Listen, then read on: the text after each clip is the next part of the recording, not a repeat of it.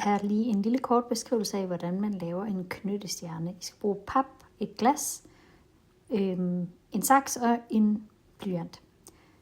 Tag et glas, og så tager jeg rundt om, ligesom jeg gør her. Jeg vælger en størrelse, så den ligger godt i hånden, så ikke alt for lille, men heller ikke en stor kop. Så skal den egentlig bare klippes ud i det pap, man nu engang har. Det er rart, at det er noget pap, der er en lille smule tykt. Når det er gjort, så laver du i midten, så godt du kan. Det er bare på øjemål. Et hul. Det hul, jeg laver, er sådan mindre, end at jeg kan putte min lillefinger igennem, men alligevel ikke helt lille. Det er sådan, at man lige kan putte en knude med noget snor igennem bagefter.